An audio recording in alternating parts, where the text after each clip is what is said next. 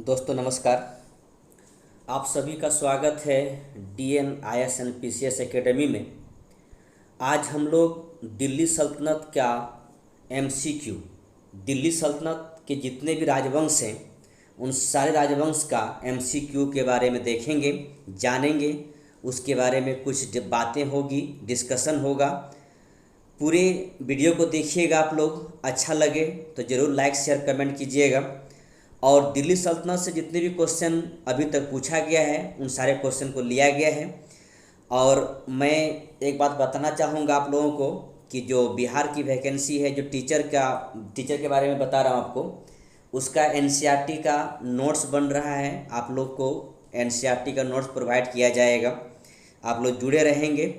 और साथ ही साथ अगर चैनल पे आप नए हैं तो एक सब्सक्राइब जरूर कीजिएगा, अपने दोस्तों शेयर भी करेंगे और कमेंट तो जरूर करेंगे, ठीक है। तो हम लोग दिल्ली सल्तनत के जितने भी राजवंश हैं, जैसे गुलाम वंश, खिलजी वंश, तुगलक वंश, सैयद वंश और लोधी वंश, इन सारे वंश को लिया गया है। पांचों वंश का जितना भी MCQ है सारे को लिया गया है। आप लोग वीडियो देखिए और अंत तक देखिएगा, और अगर अच्छा लगे तो ज़रूर कमेंट कीजिएगा, ठीक है। तो चलिए पहला देखते हैं हम लोग गुलाम वंश को, ठीक है। तो गुलाम वंश में पहला सवाल है, गुलाम वंश का संस्थापक कौन था। ऑप्शन दिया हुआ है आपके पास, इल्तुतमिश, अलाउद्दीन खिलजी, बलबन या कुतुबुद्दीन ऐबक। ध्यान रखेंगे कि गुलाम वंश का संस्थापक पूछा जाए आपसे कुतुबुद्दीन ऐबक। अगर आपसे पूछा जाए वास्तविक संस्थापक कौन था, ठीक है, अगर पूछा जाए वास्तविक संस्थापक कौन था तो इल्तुतमिश हो जाएगा, ठीक है। ध्यान रखिएगा, कुतुबुद्दीन ऐबक ने दिल्ली सल्तनत की राजधानी लाहौर रखा था, लेकिन बाद में इल्तुतमिश ने लाहौर से दिल्ली ट्रांसफ़र किया राजधानी को गुलाम वंश का, ठीक है। तो यहाँ पे बलबन का भी नाम है, इसी गुलाम वंश में आएगा। अलाउद्दीन खिलजी है जो खिलजी वंश का एक शासक होगा, ठीक है। आगे बढ़ते हैं, सबके बारे में फिर से क्वेश्चन आएगा ही।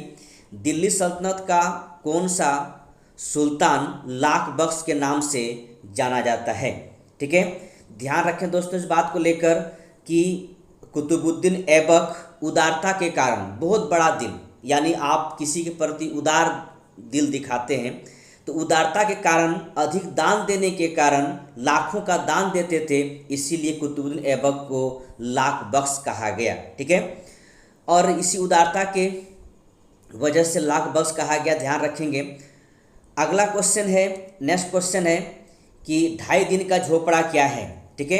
क्वेश्चन ये है कि 2.5 दिन का झोपड़ा क्या है।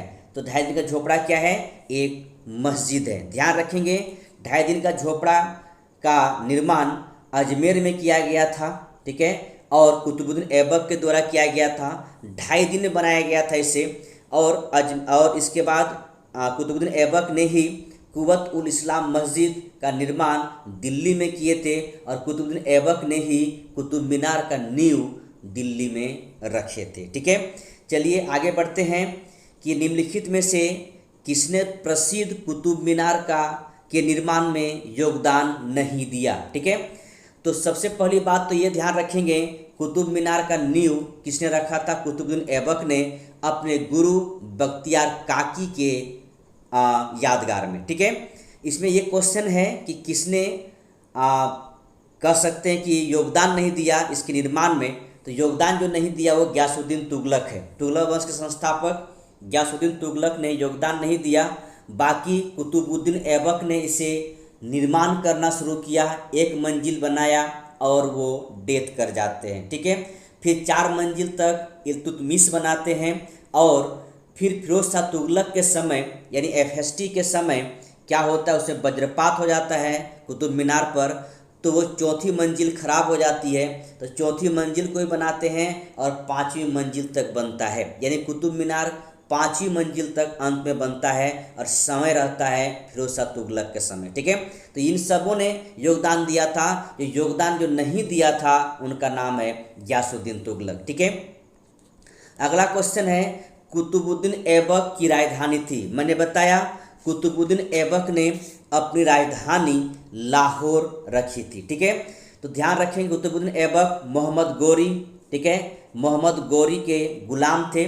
और जब गौरी वापस लौट रहे थे तो कुतुबुद्दीन ऐबक को सारे शक्ति को सौंप कर वापस लौटे और कुतुबुद्दीन ऐबक ने ही 1206 में दिल्ली में, या कह सकते हैं दिल्ली सल्तनत की स्थापना की, जिसका राजधानी लाहौर था। ठीक है, लाहौर से बाद में राजधानी दिल्ली आएगा, लेकिन वो लाने वाले व्यक्ति होंगे इल्तुतमिश। ठीक है, अगला क्वेश्चन है कि सुल्तान कुतुबुद्दीन ऐबक की मृत्यु कैसे हुई। अगर पूरा पढ़ेंगे तो पूरा पढ़ लीजिएगा, नहीं तो मैं बता देता हूँ कि सुल्तान कुतुबुद्दीन ऐबक की मृत्यु डी ऑप्शन जो दे रखा हुआ, चौगान की खेल के दौरान घोड़े से गिरने के पश्चात उनकी मृत्यु हुई।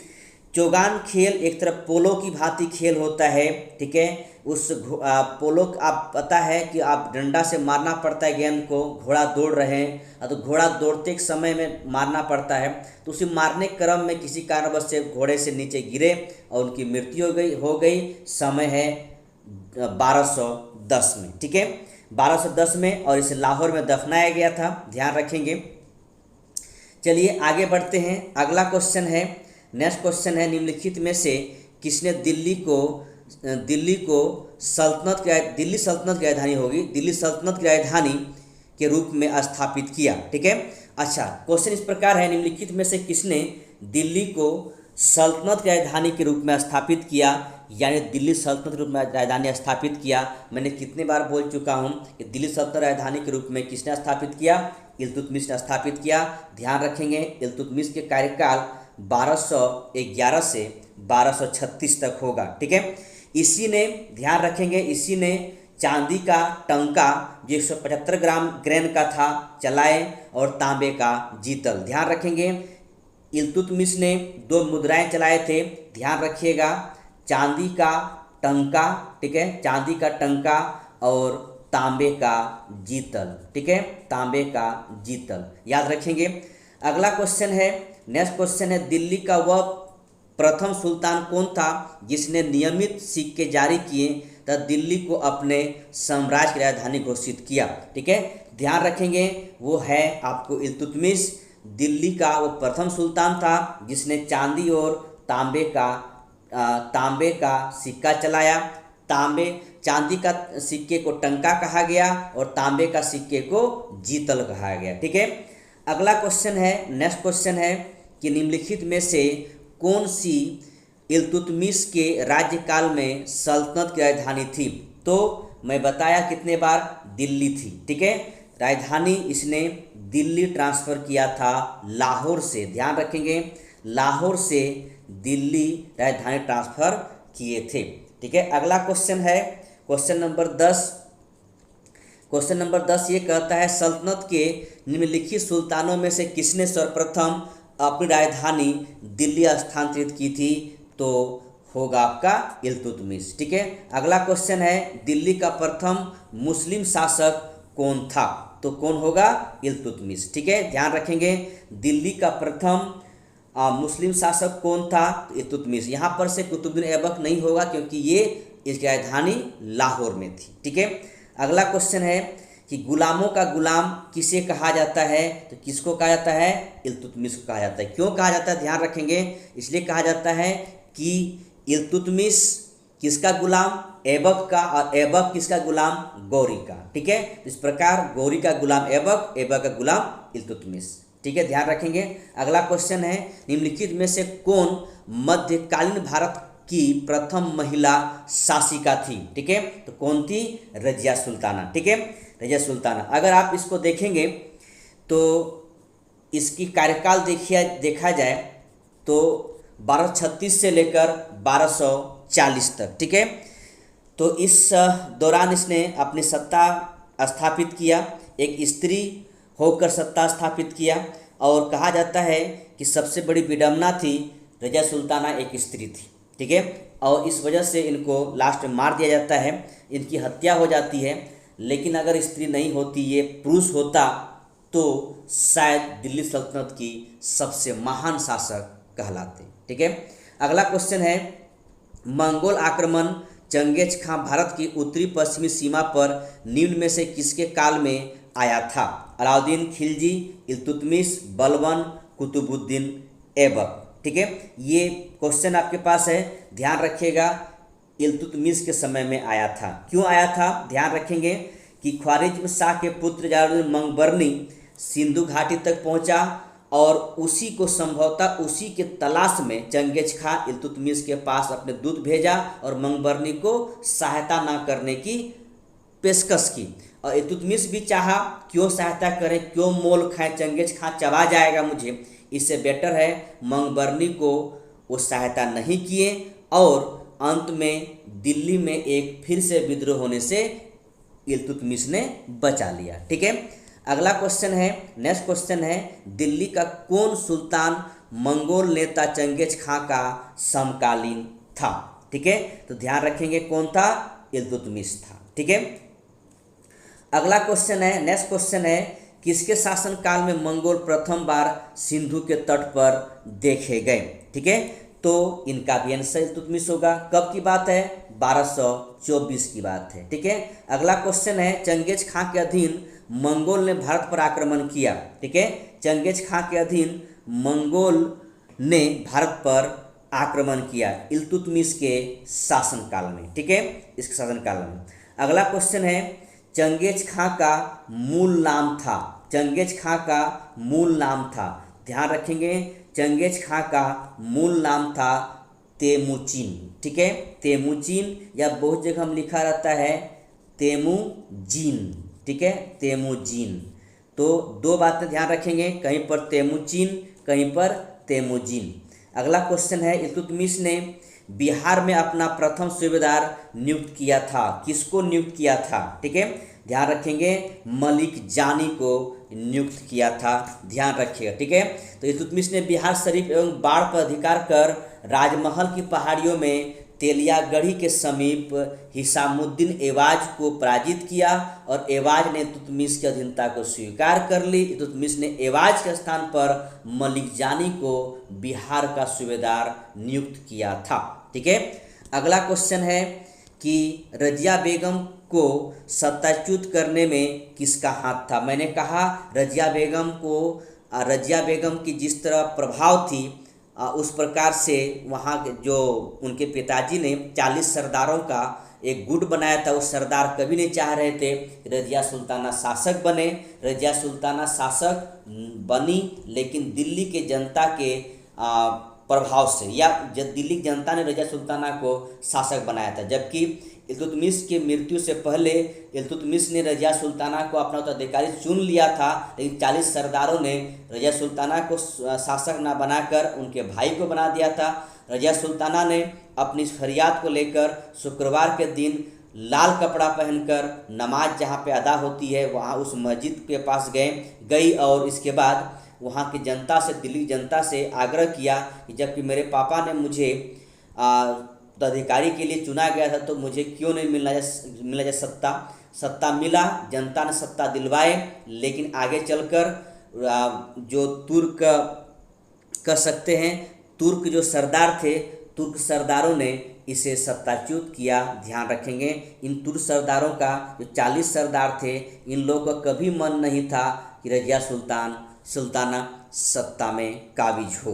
ठीक है, अगला क्वेश्चन है, दिल्ली के सुल्तान बलबन का पूरा नाम बलबन था? क्या बलबन था? ठीक है, दिल्ली के सुल्तान बलबन का पूरा नाम क्या बलबन था? ध्यान रखेंगे तो होगा आपका गयासुद्दीन। ठीक है, गयासुद्दीन। ठीक है, बलबन का अगर आप बचपन का नाम या वास्तविक नाम पूछा जाए तो ध्यान रखेंगे उनका नाम है बहाउद्दीन। ठीक है, बहाउद्दीन। और बलबन ने सत्ता जो स्थापित किए थे, यानी शासक बने 1266 में शासक बने और कब तक सत्ता में रहे? 1286 तक। ठीक है, अगला क्वेश्चन है कि दिल्ली के किस सुल्तान के विषय में कहा जाता है कि उसने रक्त एवं लौह की नीति अपनाई? ठीक है, तो वो व्यक्ति हैं बलबन। ठीक है, बलबन ने रक्त एवं लौह की नीति अपनाई। साथ ही साथ उनके अनुसार कि सुल्तान पृथ्वी पर ईश्वर का प्रतिनिधि है, यह नियामत एक खुदाई है और उसका स्थान पैगंबर के पश्चात है। इनका कहना था कि अगर कोई सुल्तान बना है तो ईश्वर के कृपा से ही बना है। ठीक है, इसने राजत्व सिद्धांत दिया, उस सिद्धांत के अनुसार प्रथम बात इसने कहा कि सुल्तान का पद ईश्वर द्वारा प्रदत्त होता है, और दूसरा बात कहा सुल्तान का निरंकुश होना आवश्यक है। ठीक है, तो राजत्व सिद्धांत के अनुसार इसे दो बातें कहा, साथ ही साथ ये भी कहें कि सुल्तान पृथ्वी पर ईश्वर की प्रतिनिधि नियामत खुदाई है और उसका स्थान पैगंबर के पश्चात है। ठीक है, अगला क्वेश्चन है कि नीचे दिए गए दो वक्तव्य दिए गए हैं, कथन ए और दूसरा कथन आर कहा गया है। इसमें जो ऑप्शन आप मिलता है आपको, ऑप्शन को मैंने टाइप नहीं किया। ठीक है, मैं समझा देता हूँ इसमें बोलना क्या चाह रहा था कि बलवन ने अपने शासन को शक्तिशाली बनाया और सारी सत्ता अपने हाथ में केंद्रित कर ली। ठीक है, केंद्रित कर ली। वह उत्तर पश्चिम सीमा को मंगोल आक्रमण से सुरक्षित करना चाहता था।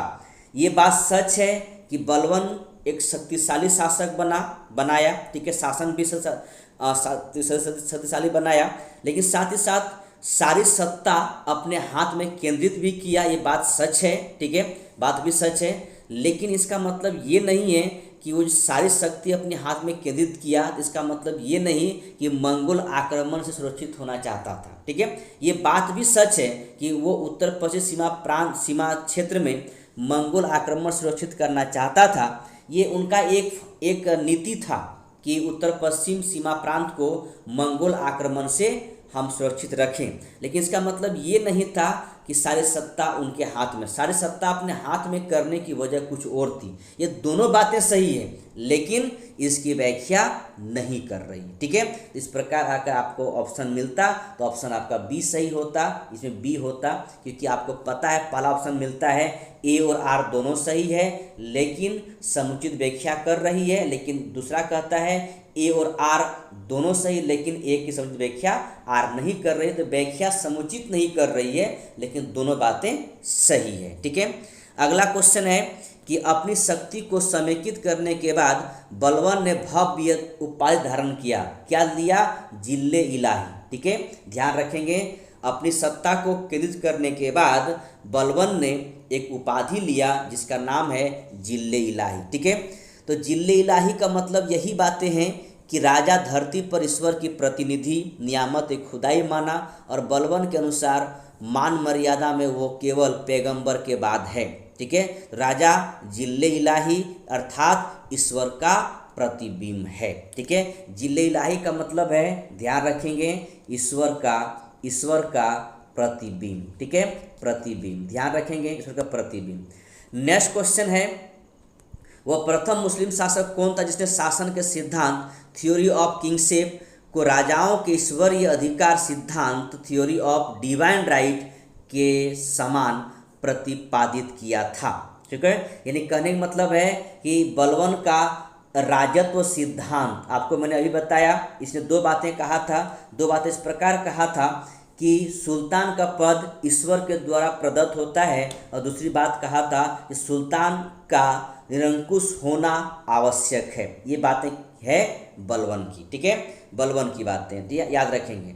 अगला क्वेश्चन है कि निम्न में से किसने भारत में प्रसिद्ध फारसी त्यौहार नवरोज का आरंभ करवाया? ठीक है, तो नवरोज त्यौहार ध्यान रखेंगे किसने आरंभ करवाया था, तो बलवन ने आरंभ करवाया था। साथ ही साथ एक बात और ध्यान रखिएगा कि इसने एक बातें यहाँ पर आई कि सिजदा एवं पेबोस, ठीक है, दो प्रथाएं चलाया गया था।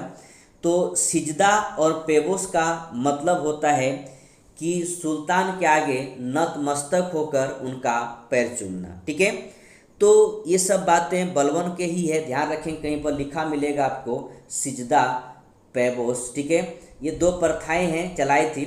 तो सिजदा का मतलब होता है कि दंडवत होकर प्रणाम करना, पैर पे गिरना, और पेबोस का मतलब चूमना। ठीक है, पैर चूमना, ये बलवन द्वारा चलाया गया एक प्रथा थी। ठीक है, आगे देखिए लिखा हुआ है, निम्नलिखित में से कौन सा कथन बलवन के संबंध में सही नहीं है? उसने नियामत एक खुदाई के सिद्धांत को प्रतिपादन किया, सही बात है। उसने इक्तदारी व्यवस्था प्रारंभ किया, यही तो बात सही नहीं है, क्योंकि ये प्रारंभ किसने किया था? प्रारंभ किया था इल्तुतमिश ने, इसने समाप्त किया था। ठीक है, इसने समाप्त किया था, ध्यान रखिएगा। ठीक है, उसने तुर्कान चिहलगानी का प्रभाव समाप्त किया, ये भी वाला बात है, ठीक है। उसने बंगाल के विद्रोह को दमन किया, यही वाला बात सही है, ठीक है। ध्यान रखेंगे बंगाल में विद्रोह हुआ था, कब हुआ था? 1279 ईस्वी में विद्रोह हुआ था और विद्रोह करने वाले व्यक्ति थे तुगरिल खान, ठीक है। कौन नाम है? तुगरिल खान, ठीक है। ये व्यक्ति ने विद्रोह किया था, बलबन ने उसे दबाया और तुगरिल खान को मृत्यु दंड भी दे दिया गया। निम्नलिखित सुल्तानों में से किसने गढ़मुक्तेश्वर की मस्जिद के दीवारों पर अपने शिलालेखों में स्वयं को खलीफा का सहायक कहा, जिसका नाम होगा, ध्यान रखेंगे, बलबन, ठीक है, जिसका नाम होगा बलबन। नेक्स्ट आपका वंश है खिलजी वंश, ठीक है। इसमें मुख्यतः अलाउद्दीन खिलजी के बारे में जिक्र होगा। जब उसने राजत्व प्राप्त किया तो वह शरीयत के नियमों और आदेशों से पूर्णतः स्वतंत्र था। जियाउद्दीन बर्नी ने यह कथन किस सुल्तान के लिए कहा? इल्तुतमिश, बलबन, अलाउद्दीन खिलजी या मुहम्मद तुगलक? ध्यान रखेंगे अलाउद्दीन खिलजी के बारे में कहे थे। ध्यान इस बात का रखिएगा कि जियाउद्दीन बर्नी ने ये बातें अलाउद्दीन खिलजी के बारे में कहा था, ठीक है। अलाउद्दीन खिलजी का कहना ये था, एक बात ध्यान रखिएगा, कि मैं नहीं जानता हूँ कि कानून की दृष्टि से क्या उचित है और क्या अनुचित है। मैं राज्य की भलाई अथवा अवसर विशेष के लिए जो उपयुक्त समझता हूँ उसी को करने की आज्ञा देता हूँ। अंतिम न्याय के लिए मेरा क्या होगा मैं नहीं जानता, ठीक है। ये बातें अलाउद्दीन खिलजी का है, ठीक है। इसीलिए उसने लिखा हुआ है कि जब उसने राजत्व प्राप्त किया तो शरीयत के नियमों और आदेशों से पूर्णतः स्वतंत्र था। यानी कहने मतलब है कि उनका जो धर्म कहता था उससे कोई मतलब नहीं है। शरीयत एक कह सकते हैं एक किताब है, उनके अनुसार से शासन व्यवस्था चलती है, उससे उसको कोई मतलब नहीं था। साफ साफ कहता है कि कौन क्या कहता है मैं नहीं जानता हूँ, जो अच्छा होगा मैं वही करूँगा, ठीक है। नेक्स्ट क्वेश्चन है कि कौन सा सुल्तान नया धर्म चलाना चाहता था किंतु उलेमा लोगों ने विरोध किया, ठीक है। अलाउद्दीन खिलजी चाहते थे जिस तरह सिकंदर ने पूरे विश्व को जीता मैं भी जीतूं, इसीलिए इसने उपाधि भी ग्रहण किया था सिकंदर द्वितीय या सिकंदर सानी, ठीक है। ध्यान रखेंगे इसने उपाधि भी धारण किया था सिकंदर द्वितीय या सानी, ठीक है, सानी। तो इस बात का ध्यान रखिएगा कि बलबन एक धर्म चलाना चाहता था किंतु उलेमा लोगों ने इसका विरोध किया। कौन थे? अलाउद्दीन खिलजी, ठीक है। चलिए आगे एक और क्वेश्चन है। नेक्स्ट क्वेश्चन है कि दिल्ली के किस सुल्तान ने सिकंदर सानी की उपाधि लिया? तो कौन है? अलाउद्दीन खिलजी, ठीक है। अगला क्वेश्चन है अलाउद्दीन खिलजी के प्रसिद्ध सेनापति में किसकी मंगोल के विरोध लड़ते हुए मृत्यु हो गई? तो वो ध्यान रखेंगे जफर खान, ठीक है। जफर खान की मृत्यु मंगोल से लड़ते हुए मृत्यु हो गई। ये बहुत ही श्रेष्ठ और साहसी सेनापति थे, ठीक है। नेक्स्ट क्वेश्चन है रानी पद्मिनी का नाम अलाउद्दीन की चित्तौड़ से जोड़ा जाता है, उनका पति का नाम क्या है? ध्यान रखेंगे राणा रतन सिंह। कहा जाता है कि 1540 में, ध्यान रखें 1540 में एक पुस्तक लिखा गया जिसका नाम है पद्मावत, ठीक है। पुस्तक लिखा गया इसका नाम है पद्मावत। किसने लिखा? मलिक मोहम्मद जायसी ने लिखा, ठीक है। और इस पुस्तक में पद्मिनी के बारे में बहुत ही सुंदर और कह सकते हैं उनका वर्णन किया गया है, ठीक है। और अमीर खुसरो ने सुलेमान तथा रानी सैबा के प्रेम प्रसंग का उल्लेख अपने ग्रंथ में किया है। तो मलिक मोहम्मद जायसी ने उसी सुलेमान और रानी सैबा को लेकर एक पुस्तक लिखा। मलिक मोहम्मद जायसी कहना था सुलेमान अलाउद्दीन खिलजी है, रानी सैबा कौन है? पद्मिनी है। उसी को लेकर एक पुस्तक लिखा जिसका नाम है पद्मावत, ठीक है। तो मलिक मोहम्मद जायसी द्वारा लिखा हुआ पद्मावत से रानी पद्मिनी की कहानी है, जिसमें कहा गया है पद्मिनी अत्यंत सुंदर और विदुषी महिला थी। इससे आकर्षित होकर अलाउद्दीन खिलजी ने चित्तौड़ पर आक्रमण किया, लेकिन रानी पद्मिनी जौहर प्रथा के द्वारा अपने आप की जीवनलीला समाप्त कर देते हैं। लेकिन रानी पद्मिनी का पति का नाम है राणा रतन सिंह, ठीक है। अगला क्वेश्चन है कि कथन ए में दिया अलाउद्दीन खिलजी ने दक्षिण अभियान धन प्राप्ति के अभियान थे, यह दक्षिण राज्यों को कब्जा करना चाहता था, ठीक है। ध्यान रखेंगे ये बातें सही है। दक्षिण भारत में मलिक काफूर के द्वारा आक्रमण किया गया था। ठीक है, इन्हीं की जिम्मा दिया गया था, काफूर को दिया गया था। ध्यान इस बात का रखिएगा, मलिक काफूर ने पूरे दक्षिण भारत को रौंद डाला, लेकिन उनका मेन उद्देश्य था दक्षिण भारत की संपत्ति पर, ठीक है, उसकी संपत्ति पर हक जताना। ये कभी नहीं सोचा था कि दक्षिण भारत पर कब्जा किया जाए। ठीक है, इस प्रकार ध्यान रखेंगे, ए सही है, आर गलत है। ठीक है, आर गलत है। नेक्स्ट क्वेश्चन है, अलाउद्दीन खिलजी के आक्रमण के समय देवगिरी का शासक कौन था? ठीक है, कौन था? ध्यान रखेंगे, जब अलाउद्दीन खिलजी ने देवगिरी पर आक्रमण किया, देवगिरी आक्रमण कब किया था? 1296 में। उस समय सत्ता रामचंद्र देव के पास था। ठीक है, अगला क्वेश्चन है कि सूची 1 को सूची 2 से मिलाइए। ठीक है, तो ध्यान रखेंगे, रणथंभौर को मिलाइए हमीर देव से। ठीक है, हमीर देव से मिलाइए। चित्तौड़ को मिलाइए राणा रतन सिंह से। ठीक है, देवगिरी को मिलाइए, अभी मैंने बताया, देवगिरी को मिलाइए राजा राय रामचंद्र से, और गुजरात को मिलाइए कर्णदेव से। ठीक है, इस प्रकार मिला देंगे, इसका आंसर हो जाएगा। अगला क्वेश्चन है, किस सुल्तान के काल में खालिसा भूमि अधिक पैमाने में विकसित हुई? ठीक है, किस सुल्तान के समय में खालिसा भूमि अधिक पैमाने में विकसित हुई? ये इसका सही आंसर होगा अलाउद्दीन खिलजी। ध्यान रखेंगे, अलाउद्दीन खिलजी राजस्व और लगान व्यवस्था का मुख्य उद्देश्य एक शक्तिशाली निरंकुश राज्य की स्थापना करना था। उसने सभी व्यक्तियों से भूमि छीना और जिन्हें मिल्क यानी राज्य प्रदत्त संपत्ति था, इनाम, इंदिरात, पेंशन, वक्फ भूमि, सबको मिलाकर यानी सबको छीनकर खालिसा भूमि में विकसित कर दिया गया। और जिसको भूमि जोतना जोती है, हमको 50% कर चाहिए। ठीक है, तो इसका कर की दर जो था वो 50% तक था। ठीक है, ध्यान रखें, यानी आधा। तो सुल्तान जिसे बढ़ाकर राजस्व उपज का 50% कर दिया था, वो कौन थे? अलाउद्दीन खिलजी। ठीक है, अलाउद्दीन खिलजी थे। ध्यान रखेंगे, अगला क्वेश्चन है, नेक्स्ट क्वेश्चन है कि किस सुल्तान ने जमीन के फसल की नापाई का आधा राजस्व के रूप में दावा किया?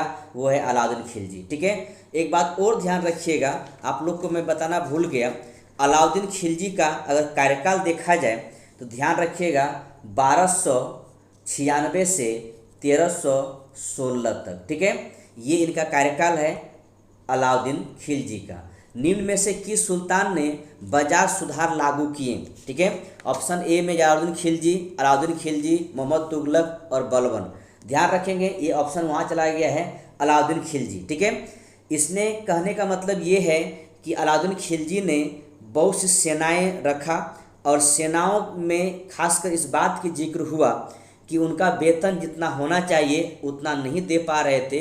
इस वजह से सेनाओं के लिए एक कर मुक्त या कह सकते हैं बाजार नियंत्रण लाया, ताकि सेना का सामान सस्ते दर में मिल सके। ठीक है, अगला क्वेश्चन है कि निम्न मुस्लिम बादशाहों में से किस एक ने मूल नियंत्रण पद्धति को पहली बार लागू किया? वो होगा अलाउद्दीन खिलजी। ठीक है, आपको बताएं, मूल नियंत्रण जरूरी था सेनाओं के लिए, क्योंकि सेना को जितना वेतन मिलना चाहिए उतना वेतन दिया नहीं जा रहा था। इस वजह से मूल्य नियंत्रण नीति लाया गया। ठीक है, अगला क्वेश्चन है, नेक्स्ट क्वेश्चन है कि बाजार कीमतों के नियंत्रण करने के अलाउद्दीन खिलजी के प्रयास ने बहुत सफलता प्राप्त की, जिससे आप कह सकते हैं वो आज भी चल रहा है। अभी भी कैंटीन व्यवस्था दिखाई पड़ रहा है आपको, वो अभी भी उस समय से लेकर आज तक चल रहा है, क्योंकि आपको देख रहे हैं सेनाओं को कैंटीन में सस्ते दामों पर सामान मिल जाता है। ठीक है, ध्यान रखिएगा। अगला क्वेश्चन है, नेक्स्ट क्वेश्चन है कि निम्न में से किस मध्यकालीन शासक ने सार्वजनिक वितरण प्रणाली प्रारंभ किया? यानी पीडीएस सिस्टम जो आज दिखाई पड़ता है, वो उस समय अलाउद्दीन खिलजी ने ही व्यवस्था किया था, जो आज तक चलते आ रही है, अभी तक चलते आ रही है। घरी अथवा गृह कर लगाने वाला दिल्ली की प्रथम सुल्तान। ठीक है, घरी एवं गृह कर लगाने वाला दिल्ली की प्रथम सुल्तान, ध्यान रखेंगे, नाम होगा अलाउद्दीन खिलजी। ठीक है, नेक्स्ट क्वेश्चन है, 1306 ईस्वी के बाद अलाउद्दीन खिलजी के समय दिल्ली के सुल्तान तथा मंगोलों के बीच सीमा क्या थी? ठीक है, तो ध्यान रखें 1306 के बाद अलाउद्दीन खिलजी के समय दिल्ली सल्तनत मंगोलों के बीच सीमा रावी नदी थी। ठीक है, क्या थी? रावी नदी थी। अगला क्वेश्चन है, दिल्ली सल्तनत के किस शासक ने अपने आप को खलीफा घोषित किया था? ठीक है, अपने आप को खलीफा घोषित कर दिया था, ध्यान रखेंगे, नाम होगा मुबारक खिलजी। ठीक है, तो याद रखेंगे ये था आपका खिलजी वंश। आगे बढ़ते हैं और अगला क्वेश्चन है आपका तुगलक वंश। ठीक है, तुगलक वंश देखते हैं, अलाउद्दीन खिलजी के निम्न सेना अध्यक्षों में से कौन सा तुगलक वंश का प्रथम सुल्तान बना? ठीक है, 4 ऑप्शन है आपके पास, गाजी मलिक, मलिक काफूर, जफर खान और उबेक खान। ध्यान रखेंगे आंसर होगा गाजी मलिक। ठीक है, अलाउद्दीन खिलजी के सेनापति में गयासुद्दीन तुगलक या गाजी मलिक तुगलक वंश का प्रथम शासक या तुगलक वंश का संस्थापक कहिए, कुछ भी कहेंगे चलेगा। ठीक है, ध्यान रखेंगे इसने अपना प्रसिद्ध नाम रखा मलिक उल गाजी। ठीक है, नेक्स्ट क्वेश्चन ध्यान रखेंगे, एक बात और ध्यान रखिएगा कि तुगलक वंश का जो गाजी तुगलक सत्ता पे ग्रहण किए वो समय है, ध्यान रखेंगे 8 सितंबर। ठीक है, 8 सितंबर 1320 को। ठीक है, 1320 को।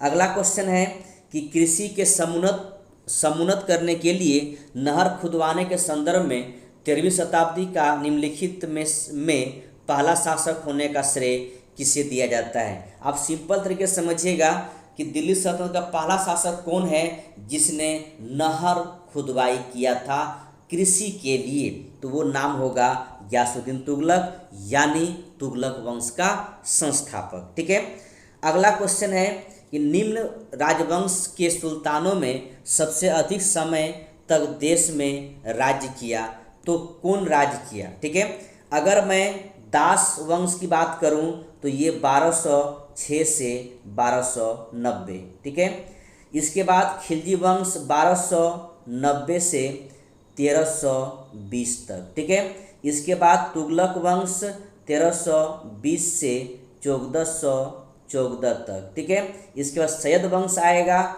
1414 से 1451 तक। ठीक है, और इसके बाद अंत में लोदी वंश आएगा जो कि लोदी वंश होगा 1451 से 1526 तक। ठीक है, 1526 तक। ठीक है, इस प्रकार करके तो सबसे अधिक दिन तक जिसने शासन किया वो है आपका तुगलक वंश। ठीक है, तुगलक वंश लंबा पीरियड है इसका।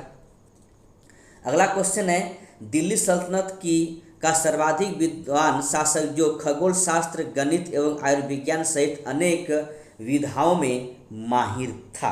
ठीक है, तो ध्यान रखेंगे दिल्ली सल्तनत का सबसे अच्छा शासक या कह सकते सबसे पढ़े लिखे शासक जो थे वो नाम है मोहम्मद बिन तुगलक। इनका कार्यकाल देखा जाए 1325 से 1351 तक, और इसने सिर्फ शासक नहीं बल्कि खगोल शास्त्र, गणित, आयुर्विज्ञान में सब में ये माहिर व्यक्ति, लेकिन इनका 5 कार्य ऐसा है जो फेलियर हो गया, और इसलिए सबसे ज़्यादा फेलियर शासक भी कहा जाता है।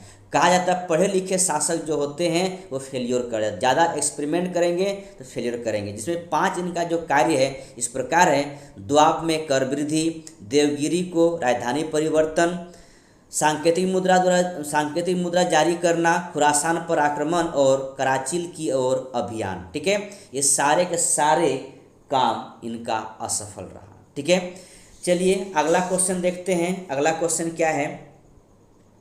नेक्स्ट क्वेश्चन है, अमीर-ए-कोही एक नया विभाग की सुल्तान द्वारा शुरू किया गया था। अमीर-ए-कोही, ध्यान रखेंगे अमीर-ए-कोही एक कृषि विभाग था। ठीक है, इसकी स्थापना जो किया गया था मोहम्मद बिन तुगलक के द्वारा। ठीक है, अगला क्वेश्चन है कि दिल्ली से दौलताबाद राजधानी का स्थानांतरण का आदेश दिया था, मैंने अभी भी बताया किसने दिया था, तो मोहम्मद बिन तुगलक, सुल्तान मोहम्मद बिन तुगलक। इसने क्या किया था? राजधानी ट्रांसफ़र किया था दिल्ली से दौलताबाद, क्योंकि इनको लग रहा था कि सेंट्रल पे रहकर हम सत्ता चलाएं, लेकिन जो दौलताबाद गए फिर दिल्ली वापस आएंगे, क्योंकि उत्तर पश्चिम सीमा से आक्रमण होना शुरू हो चुका था।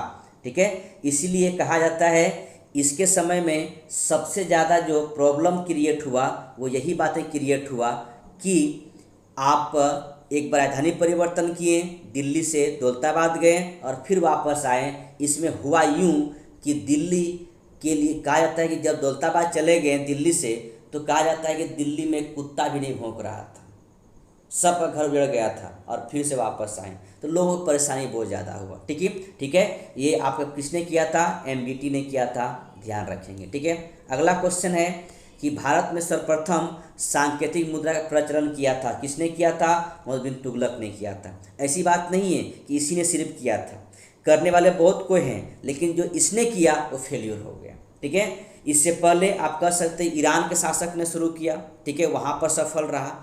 यदि इसका प्रयोग चीन के कुबलाई शासक ने किया, वहाँ पे सफलतापूर्वक स्थापना किया, लेकिन इसने जो सांकेतिक मुद्रा चलाया वो चांदी के बराबर हो गया सांकेतिक मुद्रा। और दूसरी बात है कि टकसाल पर नियंत्रण नहीं रख पाया, और लोगों ने जो एक कह सकते हैं कि जो टैक्स दिया लोगों ने, वो सांकेतिक मुद्रा के रूप में टैक्स दिया, कह सकते जाली नोट का टैक्स दिया। ठीक है, और जाली नोट टैक्स देने की वजह से इनका पूरा खजाना खाली हुआ। अंत में सांकेतिक मुद्रा को भी बंद करना पड़ा, या कह सकते हैं असफल हो गया। ठीक है, आप कह सकते हैं सही तरीके से कि इसने टकसाल पर नियंत्रण नहीं रख पाया, और साथ ही साथ ये भी कह सकते हैं कि ये सांकेतिक मुद्रा चलाया जरूर था, लेकिन इसने नियंत्रण नहीं रख पाया। ठीक है, अगला क्वेश्चन है कि मोहम्मद बिन तुगलक ने एक नया स्वर्ण सिक्का जारी किया जो इब्न बतूता द्वारा दिनार कहा गया। ध्यान रखेंगे, क्या कहा? दिनार कहा गया। मोहम्मद बिन तुगलक पश्चिम एशिया तथा उत्तरी अफ्रीकी देशों के साथ व्यापार में भी वृद्धि के लिए स्वर्ण सिक्के की टोकन मुद्रा जारी करना चाहता था। ऐसा कोई बात नहीं है। ठीक है, ये गलत है, ये सिर्फ ऊपर वाला ये सही है। ठीक है, अगला क्वेश्चन है मध्यकालीन यात्री एवं लेखक इब्न बतूता किस देश का निवासी है? ये कहाँ के थे? मोरक्को का, अफ्रीका निवासी मोरक्को के थे, ध्यान रखेंगे। साथ ही साथ इसकी एक पुस्तक है जिसका नाम है रेहला। ठीक है, रेहला, सॉरी रेलहा हो गया, रेहला। ठीक है, रेहला। और कहाँ के निवासी थे? मोरक्को का निवासी थे इब्न बतूता। ध्यान रखेंगे, इब्न बतूता को दिल्ली का काजी भी नियुक्त किया था एमबीटी द्वारा, और एमबीटी द्वारा चीन अपना राजदूत भेजा था, तो कह सकते हैं उस राजदूत में एक शिष्टमंडल में इब्न बतूता को सर्वसर्वा बनाया गया था, चीन शिष्टमंडल जो गया था। ठीक है, अगला क्वेश्चन है कि निम्न कथनों पर विचार कीजिए। मोहम्मद बिन तुगलक ने प्रतीक मुद्रा योजना असफल सिद्ध हुई क्योंकि, यानी कारण को क्योंकि कर पढ़िए आप। मोहम्मद बिन तुगलक मुद्रा निर्गमन पर उचित नियंत्रण नहीं था। सही बात है कि आप मुद्रा जो सांकेतिक मुद्रा था, प्रतीक मुद्रा था, वो असफल इसलिए हुआ कि इसने मुद्रा निर्गमन यानी मुद्रा का प्रचलन जो हुआ, मुद्रा का प्रचलन करने में, उसको चलाने में, उसको आप कह सकते हैं कि डिस्ट्रीब्यूट करने में, या कह सकते हैं उसको प्रचलन करने में इसका उचित नियंत्रण नहीं हो पाया।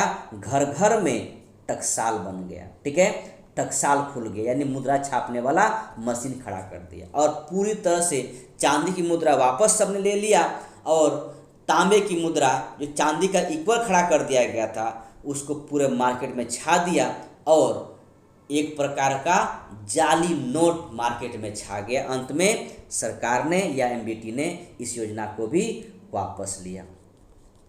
किसने सल्तनत काल में डाक व्यवस्था का विस्तृत विवरण दिया है? जिसने दिया है उसका नाम है इब्न बतूता, पुस्तक है रेहला। ठीक है, रेहला पुस्तक में दिया गया। अगला क्वेश्चन है होली त्यौहार के सार्वजनिक उत्सव में भाग लेने वाले दिल्ली के प्रथम सुल्तान कौन थे? ध्यान रखें, पढ़े लिखे व्यक्ति हैं, ये किसी से आप कह सकते हैं इसको कोई रोक टोक नहीं था, सब में भाग लेते थे। ठीक है, मोहम्मद बिन तुगलक, ध्यान रखेंगे। अगला क्वेश्चन है इतिहासकार बदायूनी ने किसकी मृत्यु पर कहा सुल्तान को अपनी प्रजा से और प्रजा को सुल्तान से मुक्ति मिला? तो बदायूनी याद रखिएगा, किसके बारे में कहा था? एमबीटी के बारे में कहा था कि अंततः राजा को प्रजा से और प्रजा को प्रजा से मुक्ति मिला। ठीक है, अगला क्वेश्चन है, नेक्स्ट क्वेश्चन है कि बेरोजगारों की सहायतार्थ दिल्ली के निम्नलिखित सुल्तानों में से किसने रोजगार कार्यालय की स्थापना की थी? तो याद रखेंगे FST, ठीक है, यानी फिरोज शाह तुगलक ने रोजगार कार्यालय स्थापना किया था, ध्यान रखेंगे, जिसका नाम होगा फिरोज शाह तुगलक, ठीक है। फिरोज शाह तुगलक ने रोजगार कार्यालय की स्थापना किया था, ठीक है, याद रखेंगे आप लोग, ठीक है। अगला क्वेश्चन है, या नेक्स्ट क्वेश्चन है कि दिल्ली के सुल्तान जो दान दक्षिणा के बारे में काफ़ी ध्यान रखता था और इसके लिए एक विभाग दीवाने खैरात स्थापित किया था, वो था कौन था? तो FST था, ध्यान रखेंगे। FST ने दीवाने खैरात नामक संस्था का स्थापना किया था, ध्यान रखेंगे, ठीक है। और यहाँ पर क्या होता था, गरीब मुसलमानों, अनाथ स्त्रियों, विधवाओं सभी को आर्थिक सहायता मिलता था और निर्धन मुसलमान लड़कियों के लिए विवाह का भी व्यवस्था किया गया था, ठीक है। यहाँ पर मुख्यतः ध्यान रखेंगे, गरीब मुसलमानों को, अनाथ स्त्रियों एवं विधवाओं को आर्थिक सहायता मिलता था, साथ ही साथ निर्धन मुसलमान लड़कियों को विवाह का भी व्यवस्था किया गया था, ठीक है। और ये व्यवस्था करने वाले कौन हैं? फिरोज शाह तुगलक, ठीक है, ध्यान रखिएगा, फिरोज शाह तुगलक ने ये स्थापना किया था, ठीक है। अगला क्वेश्चन है कि निम्नलिखित में से किस सुल्तान के दरबार में सबसे अधिक गुलाम थे? ध्यान रखेंगे, फिरोज शाह तुगलक के, ठीक है। फिरोज शाह तुगलक ने एक नया विभाग बनाया था जिसका नाम है दीवान ए बंदगान, ठीक है, ध्यान रखेंगे, दीवान ए बंदगान, ठीक है, एक विभाग बनाया था दीवान ए बंदगान, यानी उस विभाग का नाम ही था दीवान बंदगान। इसके पास लगभग 1,80,000 इसके पास दास थे, ठीक है, और इस दास का रक्षा करना, देखभाल करना, सब कुछ करने के लिए एक नया विभाग था दीवान ए बंदगान, ठीक है। नेक्स्ट क्वेश्चन है, ध्यान रखेंगे, नेक्स्ट क्वेश्चन है कि मध्यकालीन भारतीय राजाओं के संदर्भ में निम्नलिखित में से कौन सा कथन सही है? ठीक है, कौन सा कथन सही है? अलाउद्दीन खिलजी ने पहले एक अलग आरिज विभाग की स्थापना किया। ध्यान रखेंगे, दीवान ए अर्ज या दीवान ए आरिज नामक विभाग की स्थापना अलाउद्दीन खिलजी नहीं बल्कि बलबन ने किया था। बलबन ने अपनी सेना को घोड़े को दागने की पद्धति शुरू की नहीं, बलबन ने बल्कि नहीं, ये काम किसने किया था? अलाउद्दीन खिलजी ने किया था। घोड़े को दागना, अपने सैनिकों की हुलिया लिखना, ठीक है। मुहम्मद बिन तुगलक के बाद दिल्ली की गद्दी पर उसके चाचा बैठा नहीं, मुहम्मद बिन तुगलक के बाद दिल्ली के गद्दी पर उनके चचेरा भाई, चाचा का भाई फिरोज शाह तुगलक बैठा, ठीक है। और फिरोज शाह तुगलक ने गुलामों के लिए एक अलग विभाग स्थापित किया, जो मैंने अभी बताया। इसका मतलब है आपका डी ऑप्शन सही है, ठीक है। सर्वप्रथम लोक निर्माण विभाग की स्थापना की थी, ठीक है, यानी PWD जो आज दिखाई पड़ रहा है, तो PWD निर्माण विभाग का स्थापना सबसे पहले किसने किया था? फिरोज शाह तुगलक ने किया था। और इसने 300 शहरों की स्थापना की थी, जिसमें से मुख्यतः फतेहाबाद, हिसार, फिरोजपुर, जौनपुर, फिरोजाबाद, ये सब इसी ने स्थापना किया था, फिरोज शाह तुगलक ने, ठीक है। अगला क्वेश्चन है, नेक्स्ट क्वेश्चन है, दिल्ली का जो सुल्तान भारत में नहरों का सबसे बड़ा जाल का निर्माण करने के लिए प्रसिद्ध है, वह था, ठीक है।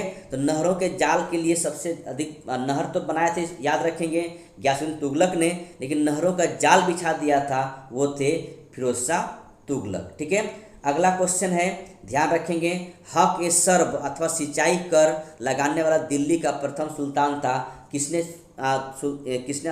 स्थापित किया था, इसको किसने लगाया था? तो फिरोज शाह तुगलक लगाया था। कहा जाता है पैदावार का 1/10 भाग देना पड़ता था, कर के रूप में सरकार को देना पड़ता था, ठीक है। अगला क्वेश्चन है, दिल्ली के किस सुल्तान ने ब्राह्मणों पर जजिया कर लगाया? ध्यान रखेंगे, फिरोज शाह तुगलक ने लगाया था। खैर बाद में ब्राह्मणों ने इसका विरोध किया था, भूख हड़ताल किया था, लेकिन अंत में जजिया कर उनको देना पड़ा था ब्राह्मणों को, ठीक है। नेक्स्ट क्वेश्चन है कि निम्नलिखित में से किस सुल्तान ने फलों की गुणवत्ता सुधारने के लिए उपाय किए? इनका नाम है फिरोज शाह तुगलक ने। फलों की गुणवत्ता के लिए फिरोज शाह तुगलक ने कह सकते हैं बहुत सारे बाग बगीचे लगवाए, और कहता है कि दिल्ली के निकट में 1200 नए फलों की बाग लगवाएं और बागों में फलों की गुणवत्ता सुधारने के लिए भी उपाय किए थे, ठीक है। अगला क्वेश्चन है कि कि टोपरा था मेरठ से 2 अशोक स्तंभ लेख दिल्ली कौन लाया था। तो दो ध्यान रखेंगे, टोपरा था मेरठ में 2 अशोक स्तंभ था, उस लेख को फिरोज तुगलक ने दिल्ली लाए थे। ठीक है, दिल्ली लाए थे, ध्यान रखेंगे। अगला क्वेश्चन है, नेक्स्ट क्वेश्चन है कि दिल्ली के किस सुल्तान ने इस उद्देश्य से एक अनुवाद विभाग की स्थापना की कि उसे दोनों संप्रदाय के लोगों में एक दूसरे के विचारों को समझ बेहतर हो सके। ठीक है, ध्यान रखेंगे, अनुवाद विभाग की स्थापना किया था, जिसने किया था उसका नाम है फिरोज शाह तुगलक। ठीक है, नेक्स्ट क्वेश्चन है कि राज्य के खर्चों पर हज की व्यवस्था करने वाला पहला भारतीय शासक था। ठीक है, तो राज्य के खर्चों पर एक कह सकते हैं कि हज यात्रा करवाने वाले पहला शासक था फिरोज शाह तुगलक। इसने एक विभाग का स्थापना किया था, दारुल सफ़ा। ठीक है, ध्यान रखेंगे दारुल सफ़ा करके एक विभाग की स्थापना किया था।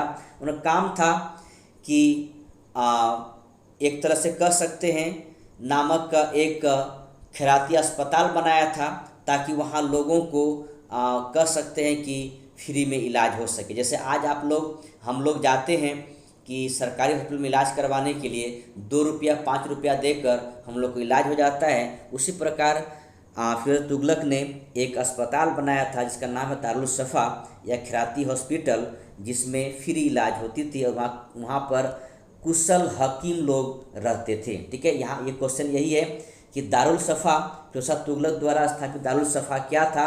ध्यान रखेंगे, एक खैराती अस्पताल था। ठीक है, अगला क्वेश्चन, दिल्ली सल्तनत के तुगलक राजवंश का अंतिम शासक निम्नलिखित में से कौन था। ठीक है, तो ध्यान रखेंगे, अंतिम शासक जो है वो नाम है नासिरुद्दीन महमूद। ठीक है, नासिरुद्दीन महमूद दिल्ली सल्तनत के तुगलक वंश के अंतिम शासक थे। ठीक है, नेक्स्ट क्वेश्चन है, तैमूर लंग किस वर्ष भारत पर आक्रमण किया था। ध्यान रखेंगे, 1398 में तैमूर लंग भारत पर आक्रमण किया। उस समय तुगलक वंश के शासक था नासिरुद्दीन महमूद। इसके बाद तैमूर लंग के आक्रमण करने के बाद मुख्यतः मान के चलिए कि दिल्ली सल्तनत में तुगलक वंश का नष्ट ही हो गया और 1412 ईस्वी में मुख्यतः नासिरुद्दीन महमूद की मृत्यु के साथ ही तुगलक वंश का अंत हो गया। फिर 1413 ईस्वी में दौलत खान ने दिल्ली पर सत्ता जरूर स्थापित किया, लेकिन खिजर खां से पराजित किया और खिजर खां ने 1414 ईस्वी में खिजर खां द्वारा दिल्ली पर सत्ता स्थापित किया और इसने एक नया वंश स्थापना किया जिसका नाम होगा सैयद वंश। ठीक है, तैमूर लंग के आक्रमण के बाद भारत में किस वंश का राज स्थापित हुआ। ध्यान रखेंगे, वो होगा सैयद वंश। कब से? 1414 से 1451 तक। ठीक है, अगला क्वेश्चन है लोधी वंश। ठीक है, लोधी वंश में ध्यान रखें, निम्नलिखित सल्तनत शासकों में कौन अफगान मूल के थे। वो थे आपके लोधी। ठीक है, ये कब से कब तक सत्ता स्थापित करेगा। 1451 से 1526 तक। ठीक है, पानीपत की प्रथम युद्ध तक। ठीक है, तो लोधी वंश है। नेक्स्ट क्वेश्चन है कि दिल्ली की राजगद्दी पर अफगान शासकों के शासन का निम्नलिखित में कौन सा सही कालक्रम है। ध्यान रखें, पहले बहलोल लोधी, सिकंदर लोधी, फिर इब्राहिम लोधी, यानी आपका सी सही है। ठीक है, अगला क्वेश्चन है, महाराणा प्रताप ने इब्राहिम लोधी के किस युद्ध में परास्त किया था।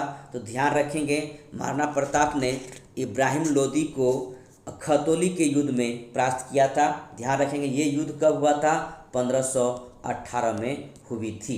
अगला क्वेश्चन है, किस मध्ययुगीन सुल्तान ने आगरा शहर की नींव डाले एवं उसे सल्तनत राजधानी बनाने का श्रेय जाता है।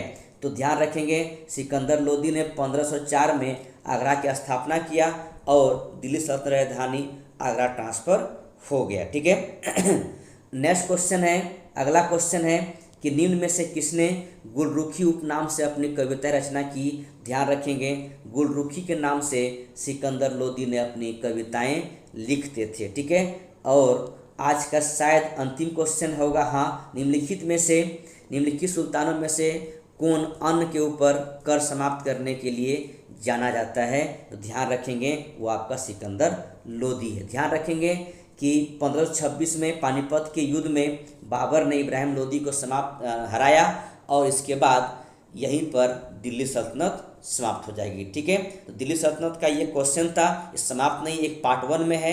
पार्ट 2 में इसकी आर्थिक व्यवस्था होगा, ध्यान रखेंगे। तो आर्थिक व्यवस्था को भी सामाजिक व्यवस्था यानी इसके विविध क्वेश्चन टाइप का होगा, सेकंड पार्ट के रूप में आप तक आएगा। तब तक के लिए कोई बात नहीं, आप पूरा वीडियो देखे होंगे। ठीक है, लाइक कीजिएगा। और आज मुझे यहीं तक रुकते हैं, फिर अगले वीडियो में मिलते हैं। तब तक के लिए बहुत बहुत धन्यवाद पूरा वीडियो देखने के लिए। जय हिंद, जय भारत।